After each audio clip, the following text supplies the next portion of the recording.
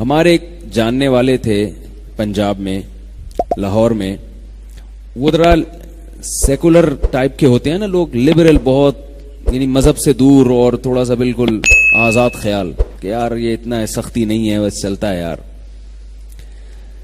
داڑھی والوں کے بہت خلاف تھے اور تبلیغ والوں کے بہت خلاف.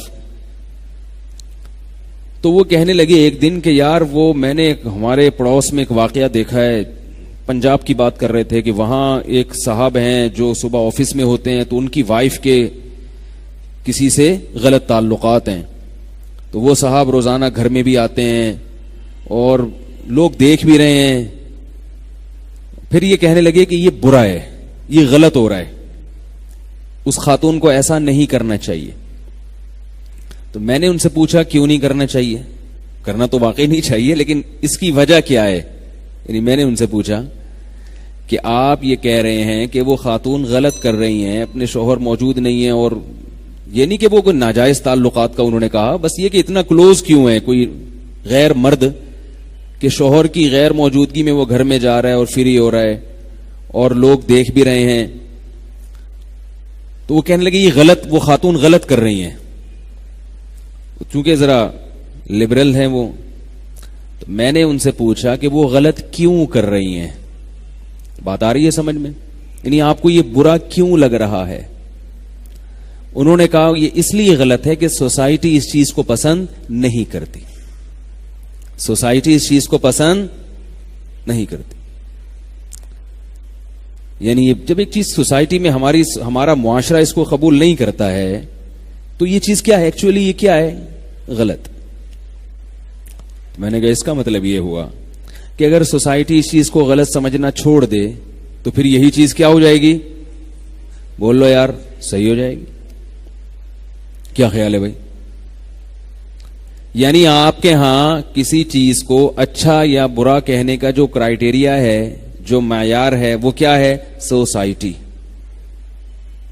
گوروں کے ہاں اتنا زیادہ شاید برا نہیں سمجھا جاتا ہوگا، تو ان کے ہاں تھوڑا، اور بعض کلچر ایسے شاید ہوں، مجھے نہیں پتا، کہ وہ بالکل ہی برا نہ سمجھتے ہوں.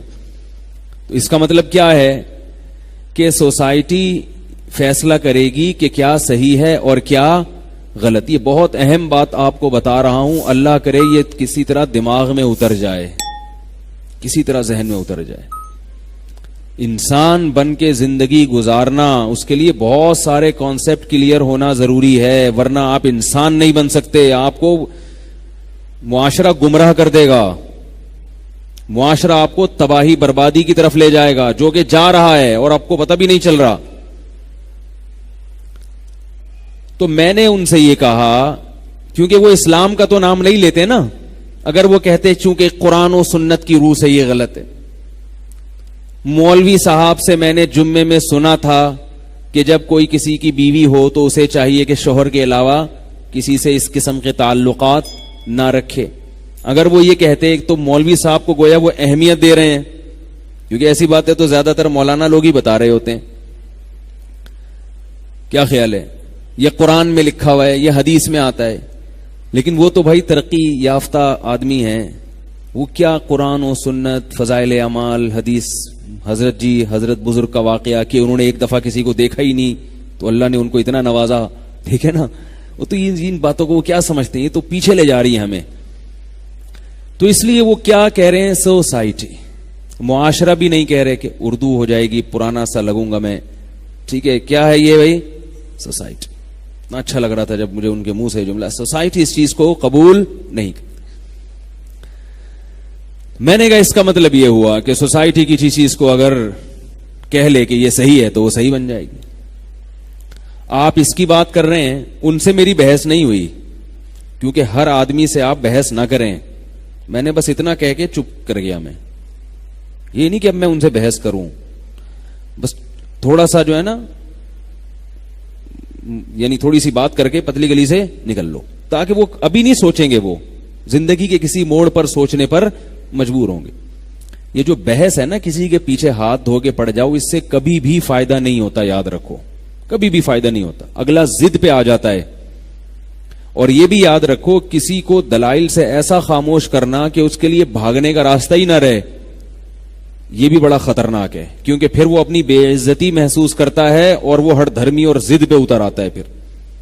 اس لیے دشمن کے لیے تھوڑا سا راستہ بھاگنے کا رکھو کہ بھائی ابھی بھاگ جاؤ، دوبارہ عزت احترام کے ساتھ واپس آ جانا.